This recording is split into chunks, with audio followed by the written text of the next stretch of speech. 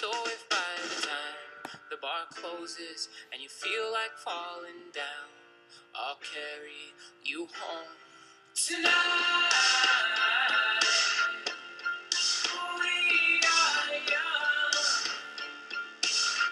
so let's set the world on fire. We can burn brighter than the sun. Good afternoon. Goons and Suits 2014. I am the Archduke of Fun, aka Comic-Con, aka Future Champ 2014. My pleasure to be with you today.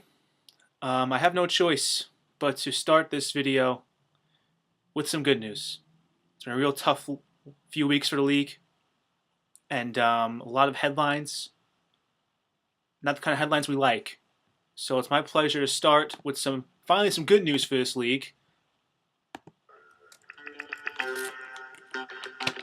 Our Week 2 winner of the cash bonus, Keith Deniker, Cannonball Dookies. Excellent job. Doesn't really work well with one bill, but. So, congratulations to Keith. Now that we got that one nugget of good news out of the way, draped upon me is my dirty laundry as a symbol. We will no longer be hiding it. This has been a terrible few weeks for our league, and that starts with me, the commissioner.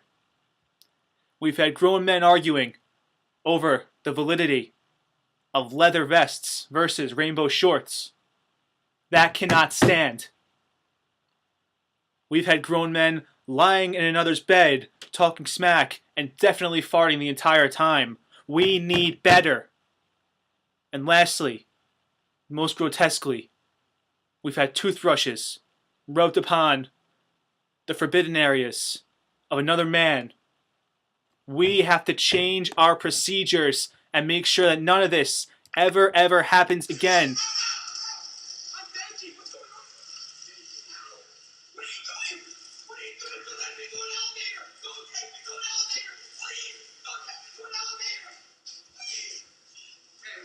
Are we okay? Are we okay? Okay. So our plan for getting through this is initiating a protocol that will hopefully be in place before the Super Bowl. I hope that solves all the problems and all of your questions. And without further ado, we will happily get on to Week 3's matchups. One game in the books on Thursday night. Papa Sharps, first place team with a huge advantage now on Rob Ryan's, thanks to Julio Jones going beastly. Bob, you're in fourth place. You're one spot ahead of me. Therefore, I must give up my crusade on you starting both Victor Cruz and Ruben Randall in your wide receiver slots because you are a better team than me right now. And I will not talk down upon those who are better than me. Hint, hint, Ken Coble. Hint, hint, you're in 11th. Period. That being said, not because you're starting Ruben Randall, but because of the huge game from Julio Jones, and because Papa Sharps has been on a freight train all season, take the Sharps to win comfortably.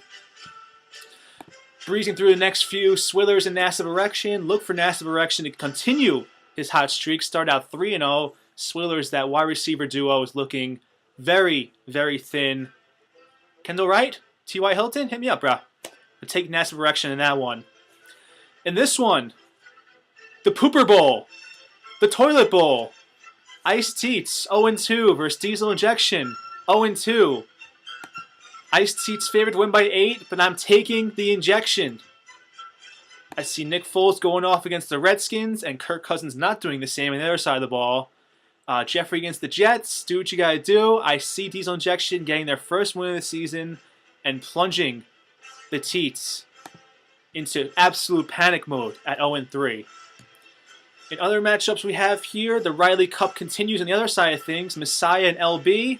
LB is favored to win by 10 and get on the winning side of things, and I'm going to pick Ed to win. Going to pick Ed over Ryan, mostly because of the bad break. Doug Martin not playing. Isaiah Crowell is not a serviceable running back for this league, so take Ed to get his first win of the season, and Messiah to fall to 1-2. Artful Dodgers against Tap Rack Ready. Huge, huge Thursday for the officer. 56 points already. Good grief. Matt Ryan and Vincent Jackson getting stuff done, but half his lineup's now done. So I'm going to take the Giants very, very hesitantly. I see Brady having an FU everybody game against the Raiders going just as much as Matt Ryan, and seeing big things from Pierre Thomas in this flex position. Take the Giants, despite being down by 56 as we speak, to upset Tap, Rack, Ready. And lastly, as we move along here, what else have we got to hit before the matchup of the week? We'll hit it now. The Dothraki Dragos, 1-1, 11th place against Cannonball Dukies, 2-0, 2nd place. The projections have it razor thin, 0.7 Ken is expected to win by. Keith is looking for some serious revenge after last season's title game collapse, much like the Seahawks and Broncos of this week. And you know what? Kills me to do it, but I'm going to take the champ over the Dukies because I see the Breeze over Rivers connection being a little too much to handle. Keith, it's not all bad. Rivers is playing your Bills in Buffalo, and that defense has been amazing so far. So I'm going to take mostly on the merits of Breeze, the champ to win, even though, again, it kills me to do it. But there's the preview, and make no mistake, Ken. 11th place is an upset over 2nd place. Don't take it personal, but take the champ. Take down the Dukies, as each team will then have a 2-1 record. And finally, last but not least, Comic-Con versus the Tennessee Tapdowns.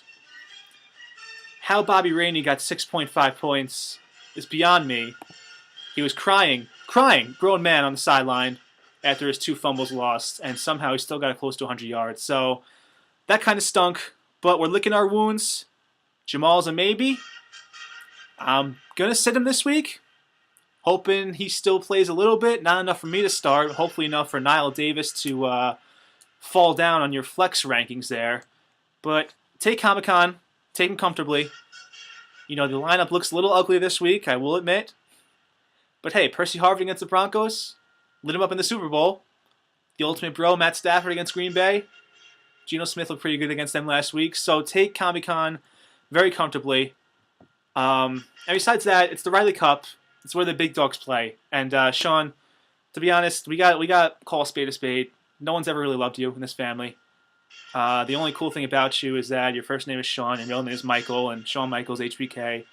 But after 29 years to have that the only thing be going, it's tough. So on the basis of my team being better than yours and you not being redeemable in any way as a person, take Comic-Con very comfortably to move up to 2-1 with Jamal coming back next week and vaulting us into top dog status. Have a great week, everybody. Have fun out there. Be safe. And clean up your acts.